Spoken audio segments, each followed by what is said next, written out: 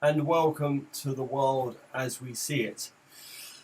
My name's Lloyd Hobart Mitchell, and I'm the ordinand of St. George's congregation here in Pattaya, in Thailand. You'll see a very big difference, and that is that my black shirt is not available. It's been washed.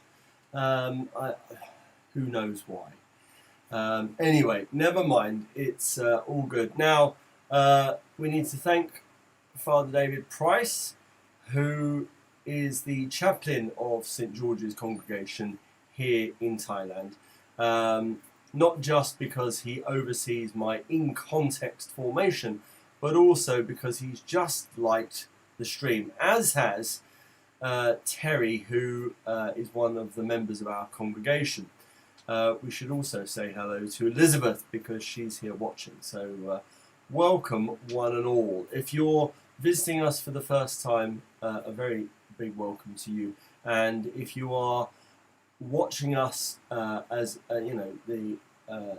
as a repeat viewer, as a fan, as it were, then welcome back. You're very welcome indeed.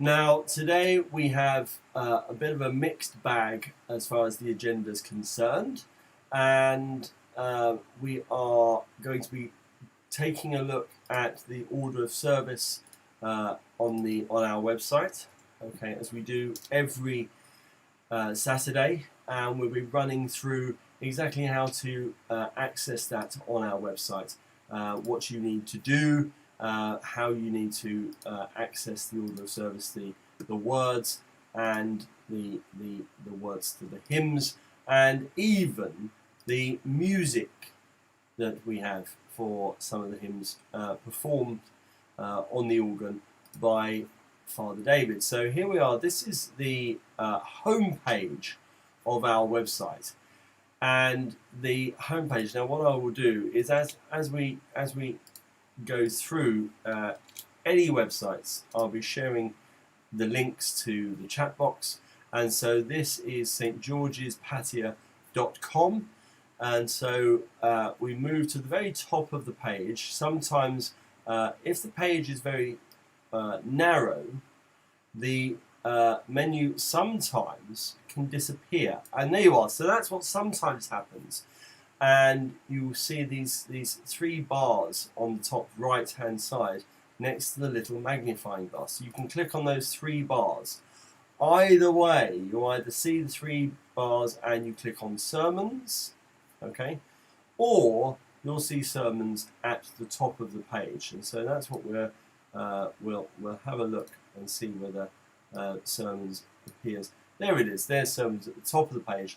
And you go to the very top, sermons, and you click on that, okay?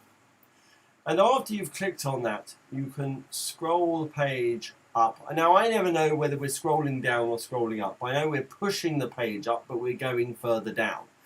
So push the page up or go further down the page, and you can see that the forthcoming service is the 14th Sunday after Pentecost. That's the 29th of August, which is tomorrow. And you click on that, and it takes you to the order of service, and you just again push that page further up. You go further down the page, and you can see that there's a collapsed accordion, and you click on different elements of the order of service, and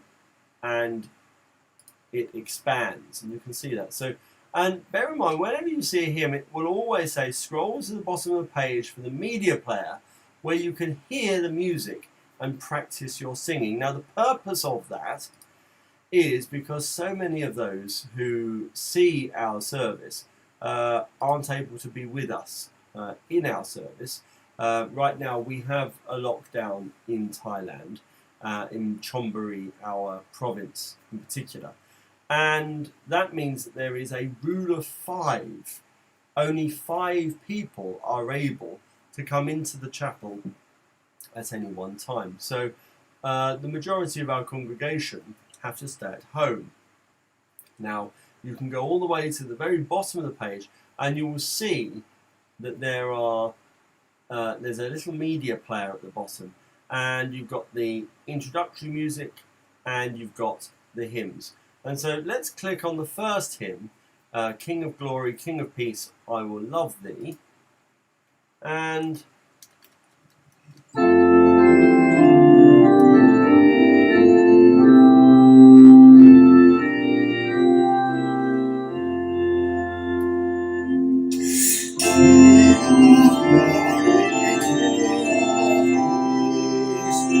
now that's enough of that because I don't want to ruin it, okay? But the reality is you are able, with that music, once you've started it, you are able to scroll up and go back to the words, and the music's still going, and you have the sound of Father David playing the organ and singing along. So, which is a great help if you're not familiar with some of these hymns, and I'm not very often. There are some of these hymns are, unknown to me. But when I've got these recordings, I am able to sing along. And I've found by the time it comes to the service on a Sunday, actually my singing's got much better. Well, like anything, I suppose. With practice, you improve. So that's, I think, the order of the service as far as I need to show you. You can explore, you can click on anything. You can't break it. You can just click on things, open them up, close them again, and they don't break. All right? So there you are. That's our order of service, and that's what I wanted to show you before we move on to do what we normally do, and that is reading the books that we're looking at the moment. Now, the first book that we're going to reach for is The Life and Work of a Priest by John Pritchard. So let's have a look at that. And I think what we are also going to do, I'm going to be investing in some sort of either making or purchasing some sort of book stand. Okay, I think at the moment I feel, and I'll apologise for it, I feel that very often I'm looking down all the time.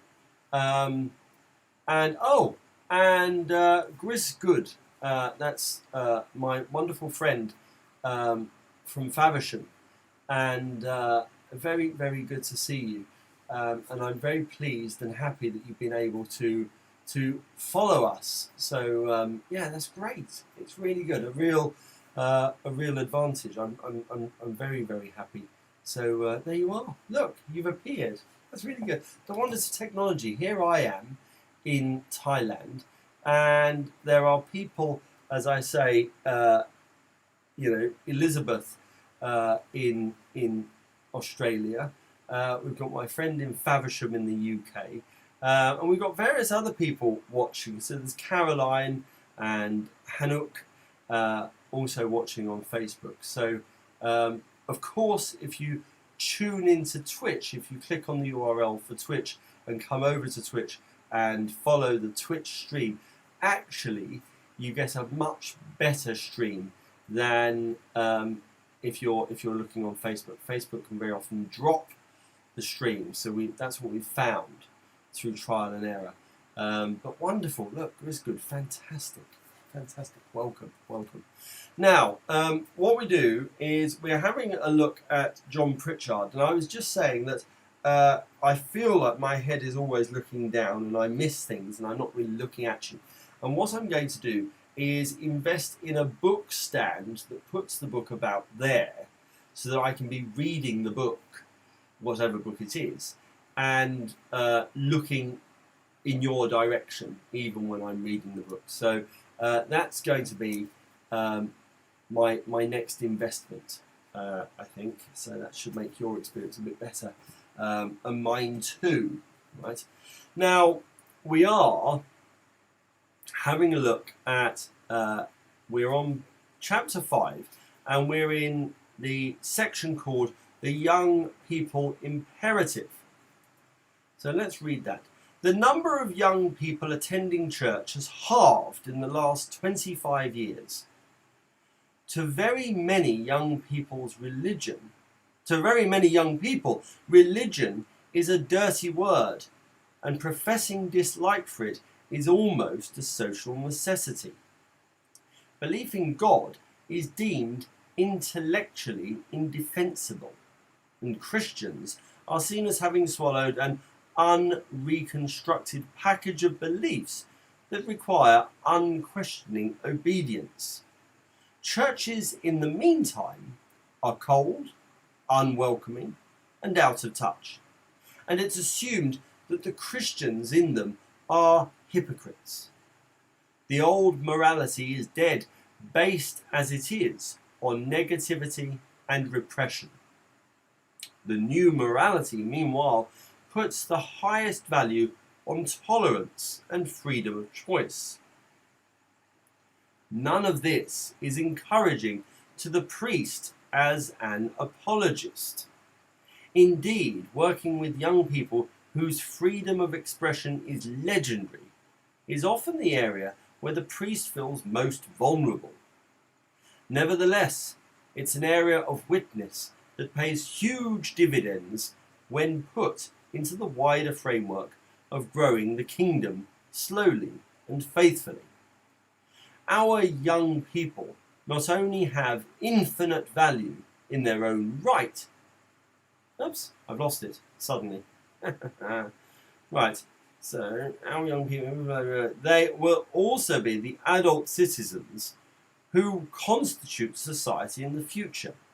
If they've dismissed the church's message now, the ground will be that much harder in 20 years' time.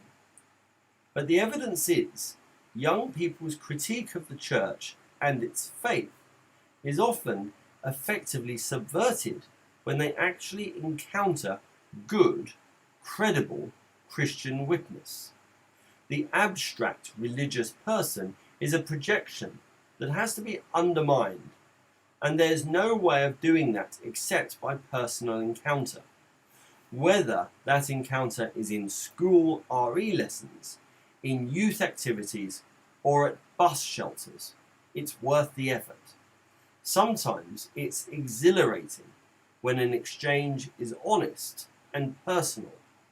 Young people give so much of themselves when they feel safe. My memory of youth work and being a diocesan youth officer is that these times were some of the most rewarding and frustrating of my life. What ultimately convinces people of the value of faith is when they see it at work in someone's life. Rarely does a set of intellectual answers bring someone to faith. But when young people encounter a priest or another Christian living their faith with integrity, courage, and obvious enjoyment, a process is started which opens up the possibility of a different interpretation of life, which might eventually be a route to faith. But young people are also very quick to pick up lack of authenticity. As ever, the priest is a walking sacrament, and the quality of Christ-likeness is the mysterious... No, I can't read that, unfortunately, so I'm going to have to learn that phrase. Right? It says, sine qua non, which no one can fake, which grows from within by continual exposure to God. Then my best advice to a priest is to pray hard, to be confident in Christ, and then to get involved with a team of good people alongside. Now, what I'm going to do, because this happens from time to time, doesn't it? I'm going to have a look at what this Latin phrase means, because I'm sure of the people who are watching this, I won't be the only person who doesn't know what it means. And so pronunciation is like this. Sine qua non. Sine qua non. Okay. And it means an essential condition. Right? So, intrinsic. So, literally, cause without which not. Okay. So, I agree with him. I mean, John Pritchard, everything he says, I agree with. So far, so good. Young people, I mean, most people can see through something which is not genuine, can see through something which is not honest. And integrity, honesty, and conviction, infectious enthusiasm, all of these things are things which are required when engaging with young people. And it can be very, very difficult for young people to, during certain times of life, seeing what our parents saw or doing what our parents did or acknowledging what our parents valued, more often than not, the answer is I'm not interested because it's something my parents did or valued or loved or whatever. So I think John Pritchard's right, and there are plenty of opportunities, not just in church, for folk to engage positively about faith and beliefs. And I'm not wandering into that area which Father David spoke about last Sunday, where people are saying they are spiritual without conviction. Because I think actually, young people very often may well be in that bracket because they're young people. They need to explore what they believe. Maybe they are finding their own identity. Maybe they are finding out who they are and what they believe in. And we can only give them what we hope that they might discover when we share our own faiths, and that goes with any other person of faith who might be sharing their beliefs with young people who are trying to navigate this complex forest of do I settle on a belief now, or do I settle on having no beliefs? And increasingly, what we find is those people who are coming out as atheists. It's very common, sadly, I think, and I think that a conviction in any kind of belief is a good thing. Not just Christianity, of course. There are wonderful people who are followers of all religions, all faiths, not just Christianity. And so, I suppose really when we're meeting with young people, it's not just a kind of do this because we're the best. It's just saying what do you, I suppose, asking them what do they understand about Christianity would be an interesting question. And exploring, what they've heard, what's true and what's not true, like myth-busting stuff. So a bit like the next book we're going to be looking at, How Not to Read the Bible. A lot of those subjects which are covered in that book are perfect for engaging in conversation with young people. So yes, there we are. Now, very good.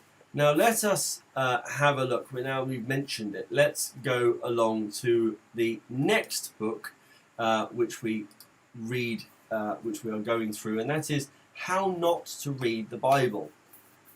How Not to Read the Bible. So it's a brilliant book, and by Dan Kimball, and we are going on to chapter 3 today. So that's page 39, and it's called Never Read a Bible Verse.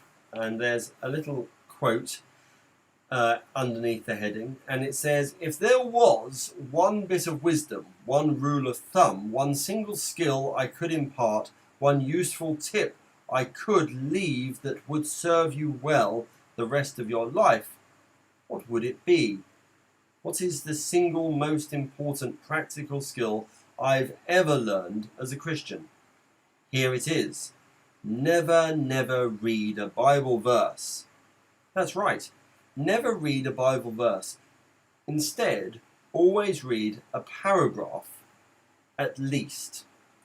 And that was said by Greg Koukl, author and apologist, who wrote Stand to Reason.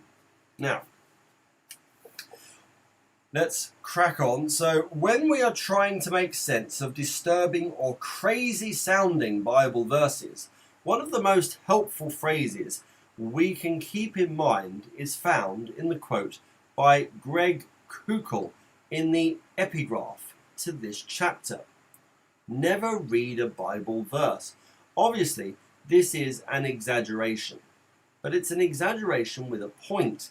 It's a memorable way of telling us that we should never read a Bible verse in isolation from the context. Some of you might object that we do see Jesus and other New Testament authors quoting single verses. But back in that day, whenever you would quote a verse, it was understood that this was a shorthand way of referencing the larger section of Scripture from which that verse was taken. The Jewish people saturated their minds and hearts with the Scriptures in such a way that one verse was a trigger to help them remember the other passages surrounding it. They would know where a specific verse fit within the context of surrounding verses, the whole book, and the storyline of the current Bible they had. Quoting a Bible verse was different. They were quoting it with an awareness of the context. Today, when most people quote a Bible verse, they often are not aware of the context. Most people today, and even many Christians, don't know what comes before or after a specific verse from the Bible. So when we are reading a Bible verse on its own, in isolation, it can be confusing. A Bible verse taken on its own can be misunderstood and misinterpreted and used in all kinds of ways that have nothing to do with the original meaning. This is one of the primary ways we see the Bible being used against itself by critics of the Bible. A verse is pulled out and placed on a visual or a meme, possibly even a rented billboard.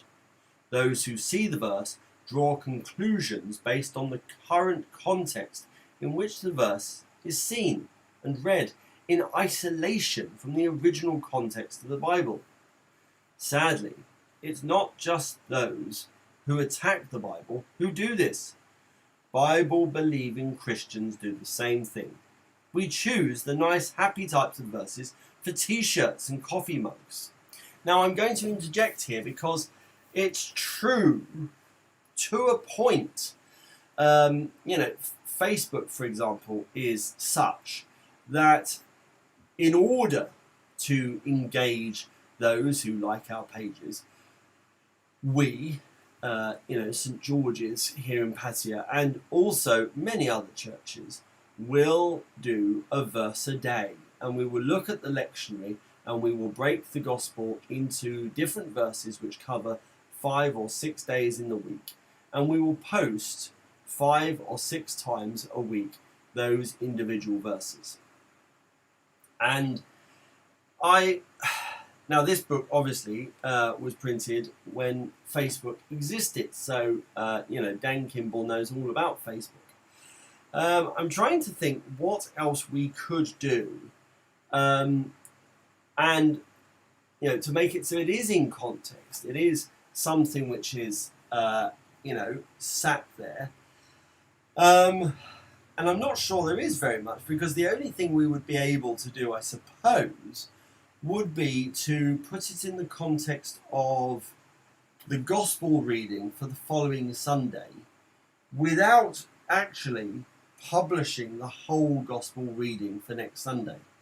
So I think maybe what we could do, I'm trying to learn from what Dan Kimball has said. What we could do is on our memes, not only could we have the verse, Mark 7:22 or whatever, actually we could put it within the gospel reading. Underneath the actual reference, we can put another reference which relates the greater gospel reading. And anyone then who sees it on Facebook, who's interested, for example, would be able to then see, by easily going to one of those Bible reference websites very, very quickly. I mean, that's if they haven't got a Bible within reach. If they haven't got a Bible in reach, they can easily go to, for example, BibleRef.com, which is, I think, an excellent resource. And they could easily go to BibleRef.com, and then, which I've shared, of course, in the chat box there, BibleRef.com, and they could then see the gospel context of that verse. I think that would be a good way forward. Yeah, there's an idea. So we can draw on what Dan is saying, and we can improve what we are doing.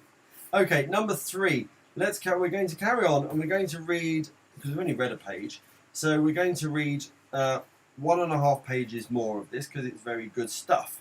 So, never read a Bible verse. I know they keep repeating the phrase, but here we are. Never read a Bible verse is a reminder that every Bible verse is written in a context, in a specific time period, and for a specific purpose. Every Bible verse fits within a larger story. And whenever we read any verse, we want to look at the specific Bible verse. Many people stop here. 2. Look at the paragraph the verse is in. 3. Look at the chapter the Bible verse is in. 4. Look at the book of the Bible that the chapter and verse are in. 5. Look at where the book of the Bible the verse is in fits in the Bible's whole storyline. Whew. Okay, so there's quite a lot there, but it's all about the context. He's saying, really, without repeating that long list, context, context, context, context, context. And so the illustration might help you remember this principle. What illustration? This illustration. Okay, well, let's get there. Have you ever seen a Star Wars movie? Yes, I love Star Wars. They begin with a scrolling screen of words that set up what has happened in the Star Wars storyline, leading up to the opening scene in the movie about to begin.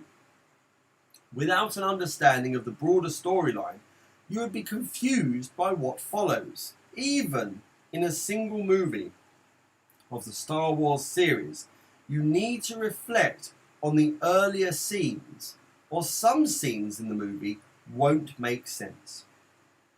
Imagine taking a single line from a Star Wars movie without knowing which scene or which movie it is from, and trying to make sense of what it means. You'd likely miss the full meaning of the line without the appropriate context. Consider this line, just for once, let me look on you with my own eyes. And I think we had this when we started this book, but it's very relevant, it's wonderful. So we don't know who is saying it or what it refers to. Reading that line on its own, we could come to all kinds of interesting theories about what it means. We could even develop sermons with different teachings based on what we think it is saying for living today. But when we look at the context, we see it is Anakin Skywalker, also Darth Vader, saying it while being held in Luke Skywalker's arms as he is about to die. It's right after Luke has learned that Anakin is his father. As he is dying, he asks to have his mask removed so he can see his son Luke with his own eyes, not through the mask covering his face. It's a pivotal scene in the larger Star Wars storyline. But without the full story, it wouldn't make much sense on its own. Like Star Wars, the Bible is an epic story covering different time periods, different generations continuing the story, plots and twists within the storyline, and a variety of different characters. However, unlike Star Wars, which is fiction, the Bible is a real story, grounded in history, and 100% inspired by God. It's a story telling us about the God who created everything, of its interactions with human beings, and all he created.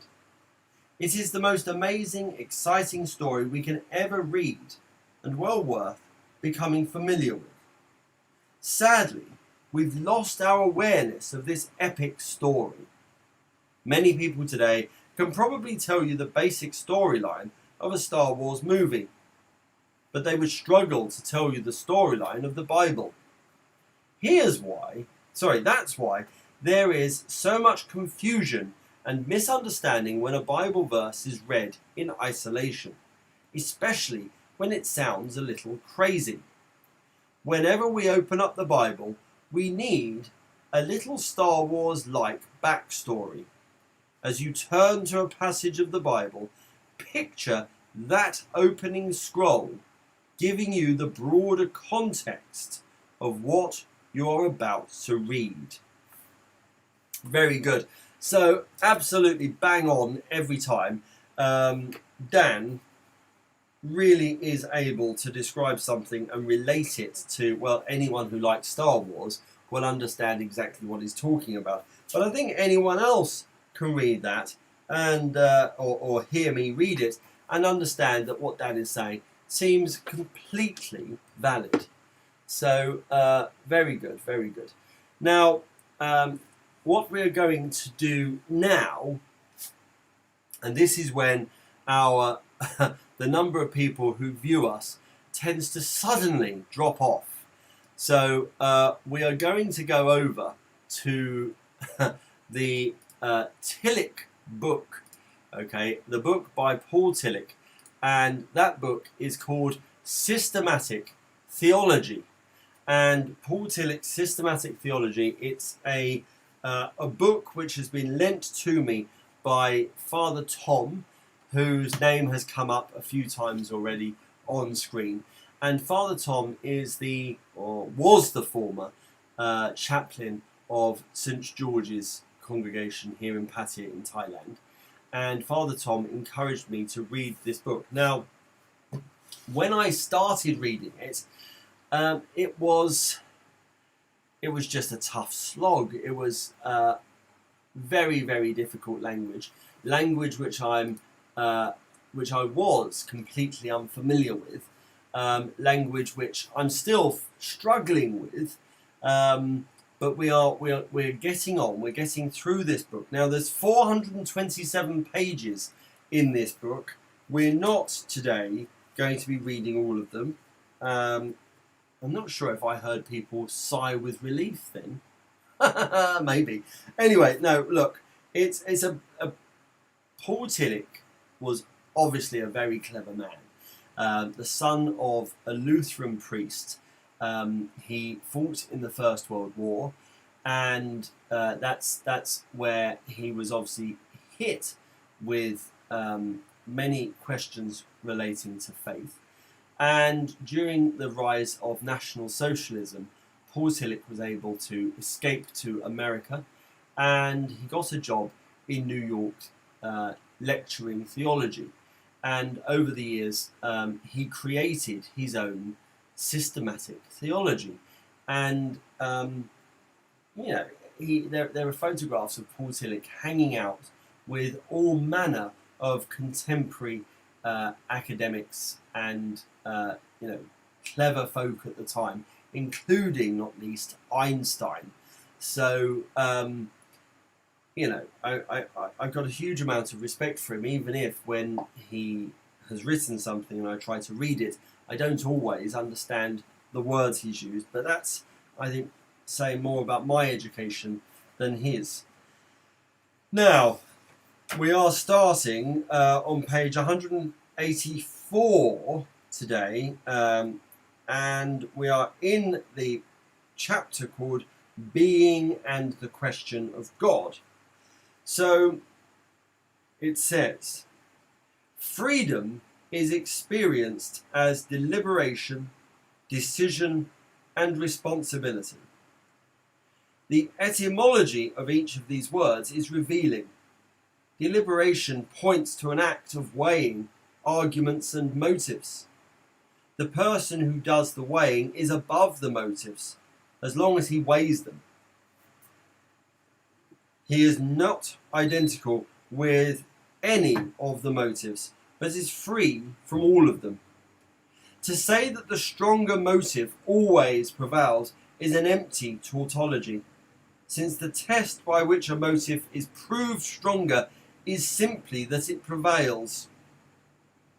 The self-centered person does the weighing and reacts as a whole through his personal center to the struggle of the motives. This reaction is called decision. The word decision, like the word incision, involves the image of cutting. A decision cuts off possibilities, and these were real possibilities, otherwise no cutting would have been necessary. The person who does the cutting or the excluding must be beyond what he cuts off or excludes. His personal centre has possibilities, but it is not identical with any of them.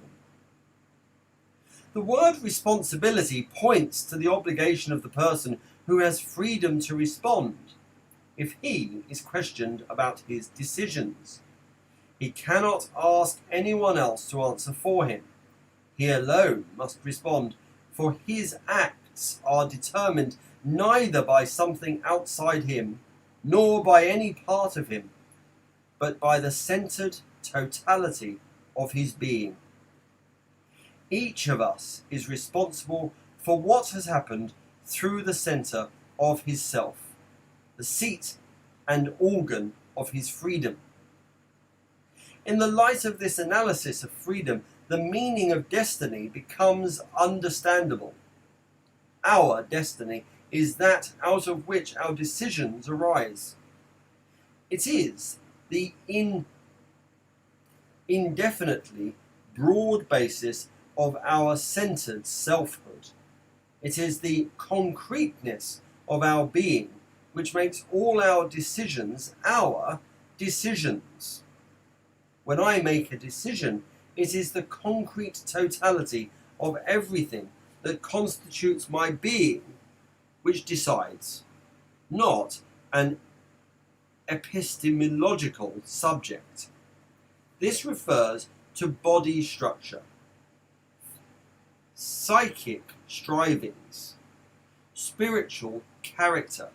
It includes the communities to which I belong, the past unremembered and remembered, the environment which has shaped me, the world which has made an impact on me. It refers to all my former decisions. Destiny is not a strange power which determines what shall happen to me.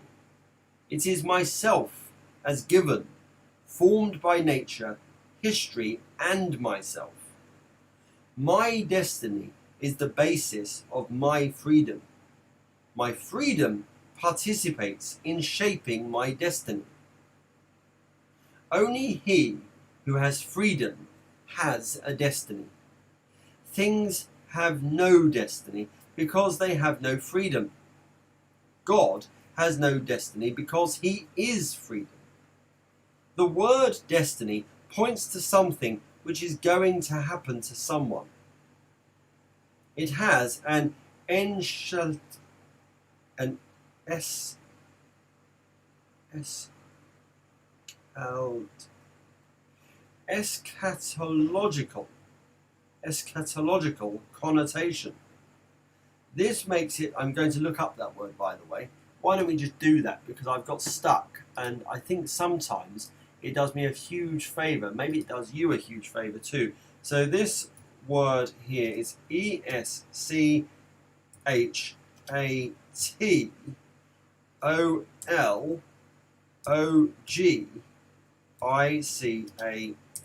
Right. So let's see if that word is there. It is, and it means relating to death, judgment, and the final destiny of the soul and of humankind. And this is how we say it. Eschatological. Well, that's how Americans say it. So let's see how British people say it. Here we go. Eschatological. Eschatological. Thank you very much for that, Google. So, it has an eschatological connotation. This makes it qualified to stand in polarity with freedom. It points not to the opposite of freedom, but rather to its conditions and limits. Fatum, that which is foreseen, or Schicksal, that which is sent, and their English correlate fate. Designate a simple contradiction to freedom rather than a polar correlation, and therefore they hardly can be used in connection with the ontological polarity under discussion. But even the deterministic use of these words usually leaves a place for freedom. One has the possibility of accepting his fate or of revolting against it. Strictly speaking, this means that only he who has this alternative has a fate, and to have this alternative means to be free. Since freedom and destiny constitute an ontological polarity, everything that participates in being must participate in this polarity.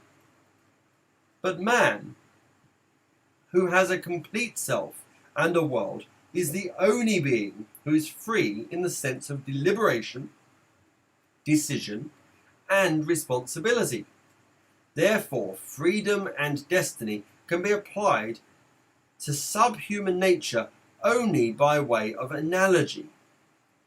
This parallels the situation with respect to the basic ontological structure and the other ontological polarities.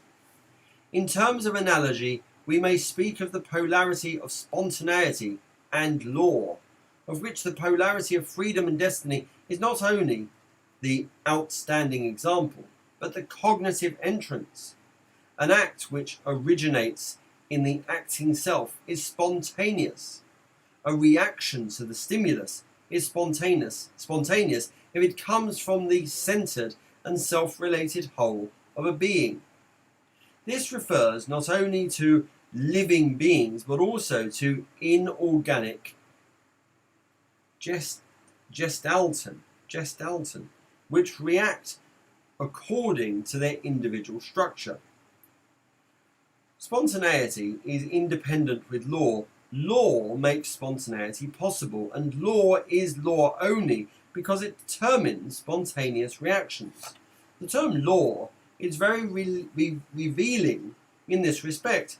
It is derived from the social sphere and designates an enforceable rule by which a social group is ordered and controlled. Natural laws are based on the rational structure of man and society. Therefore, they are unconditionally valid, although the positive laws of social groups may contradict them. If the concept of natural law is applied universally to nature, it designates the structural determinateness of things and events. Nature does not obey or disobey laws the way men do. In nature, spontaneity is united with law, in the way freedom is united with destiny and man. The law of nature does not remove the reactions of self-centered gestalten, but it determines the limits they cannot trespass. Each being acts and reacts according to the law of its self-centered structure and according to the laws of the larger units in which it is included. It is not, however, determined in such a way that its self-relatedness and consequently its spontaneity is destroyed, except in the case of the abstract equations of macrophysics. Calculation deals with chance, not with determined mechanisms. The chances of verification may be overwhelmingly great, but they are not absolute. The analogy to freedom in all beings makes an absolute determination impossible. The laws of nature are laws for self-centered units with spontaneous reactions. The polarity of freedom and destiny is valid for everything that is. So I think that's enough of Tillich.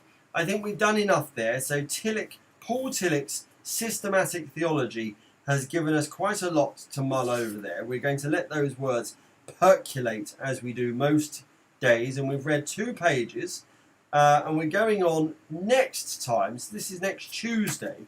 We're going to go on to section C in the chapter of Being and the Question of God, and section C is called Being and Finitude.